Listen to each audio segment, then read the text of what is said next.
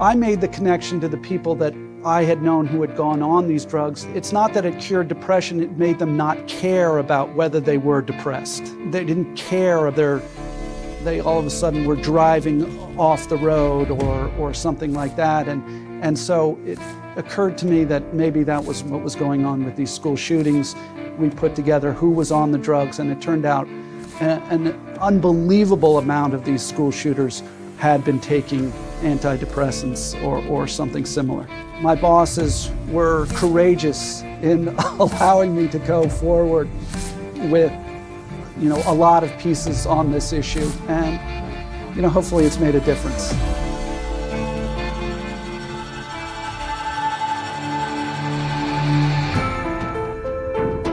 Two years ago, 16-year-old Corey Badsgard took a rifle to his high school and held 23 classmates hostage. Just one more apparently unexplainable violent outburst at school. Unexplainable to everyone but Corey's dad. And no doubt that the medication did this. I mean, he had amnesia, hallucinations earlier, which are all side effects of the medication. We found a disturbing number of recent school shooters were either on medication or were experiencing withdrawal. The list includes 15-year-old Kip Kinkle withdrawing from Prozac when he shot 22 classmates after murdering his mother and stepfather. 14-year-old Elizabeth Bush on Prozac when she blasted away at fellow students in Williamsport, Pennsylvania.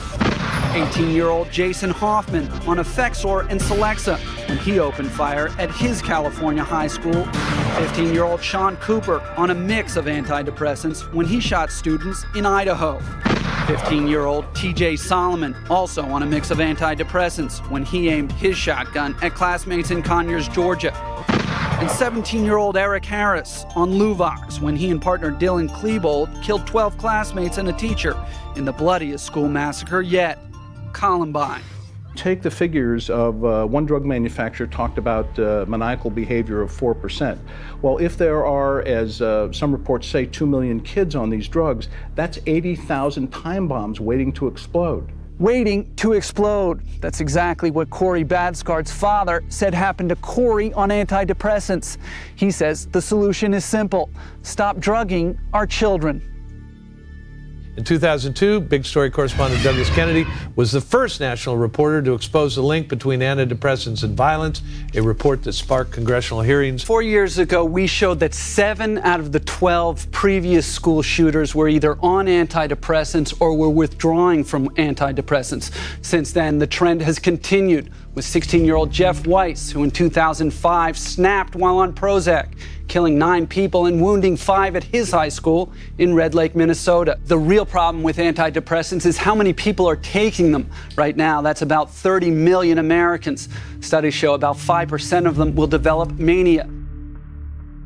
Douglas Kennedy joins us here on set, just back from Virginia. The problem here is everybody wants this guy to get more mental health. The mental health that people are providing is not working. It's unbelievable to me that we say, oh, this guy needs to be more involved in the system. It is the system that failed this guy. This guy was involved in the system. If you give somebody who is volatile these kinds of drugs, it numbs them out. It disconnects them from themselves. That's what they're designed to do. It takes their emotions away. So it turns them into psychopaths. Now we know from police that 27-year-old Stephen Kazmierczak also had recently been taking medication. How many times are we going to have one of these school shootings when we've come to learn that he was on some sort of medication? I mean, this is something we really have to look at. We have to look deeper into. This is basic stuff that we should be looking into in every school shooter. The response from the drug companies was most interesting because they would deny the fact that the drugs cause suicide, and they would deny that the drugs cause violence, but they wouldn't put anybody on television to say that. They said, please go and talk to this paid doctor who will tell you this. But they wouldn't put anybody on themselves. And that was a red flag. They know that the drugs cause suicide, and they know the drugs cause violence, and they don't want to say that they don't.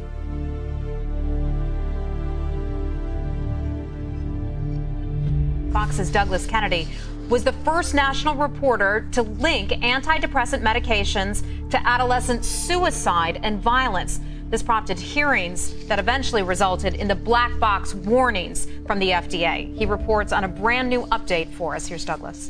Did this major drug company, GlaxoSmithKline, hide the deadly effects of one of the country's most popular antidepressants? That's the blockbuster allegation government officials are now investigating.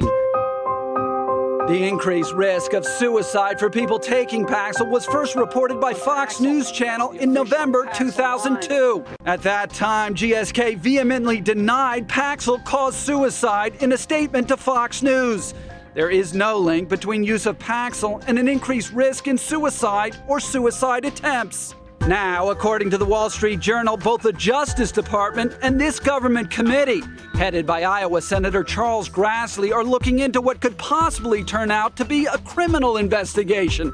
Essentially, it looks like GlaxoSmithKline bamboozled the FDA, Grassley said in a statement. But GSK is no longer denying that Paxil causes suicide, at least in adolescents and young adults. In fact, in 2004, after Fox's series on antidepressant suicides, the FDA voted to force GSK to put a black box warning on Paxil about the risk of adolescent suicide. I remember walking the spokesperson for GlaxoSmithKline through the numbers and saying, your drug is causing suicide. This drug that is supposed to cure depression and is supposed to cure suicide is causing suicide. We had a very lively argument. What was stunning to me was how vociferous they were about denying that the drugs caused suicide. And 2 years later, they were forced to admit, yes, the drugs do cause suicide. And the FDA forcing them to put black box warnings on all of those medications.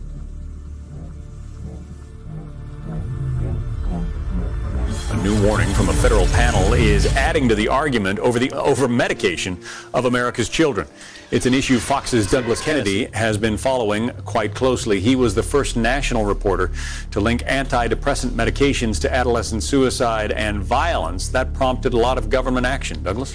Yeah, John, for years the FDA ignored the dangerous side effects of antidepressants. Now it seems to be doing the same thing with antipsychotics, a group of drugs some say is seriously harming our nation's youth. The risks are great, but that doesn't stop drug companies from trying to get children to take them. Now, one drug company is being held accountable for a practice prosecutors say it made into a science. The government alleges Lilly promoted Zyprexa for rowdy children in schools and unruly adults in nursing homes as a sort of chemical restraint. And even though the drug causes obesity in children and can kill elderly patients, its use in both groups soared over the past 5 years, even though there's no proven benefit to either population. Now, drug maker Eli Lilly will pay $1.4 billion, the biggest fine in the history of the Justice Department. Since 1996, Zyprexa has been one of the biggest selling drugs in the world, bringing in over $36 billion, which to some may make that $1.4 billion fine seem like a traffic ticket. Unfortunately, the drug companies have more money than is possibly imaginable. They have more money than big oil, big steel, or big railroad had combined in their heydays. So that money corrupts. When these drugs first came out, they said, we are going to solve a chemical deficiency. We're going to cure suicide. We're going to cure depression. The drugs do not cure suicide. They do not cure depression. And there is no chemical deficiency. If there was a chemical deficiency, we would be able to test it chemically. They cannot test it chemically. That is a lie. That has been a lie. And it continues, unfortunately, to be a lie. You have to have informed consent. If you're having people ingest something, you have to tell them what it's going to do to them. Particularly, you have to tell them that when you start this, it's very unlikely that you will ever get off of it.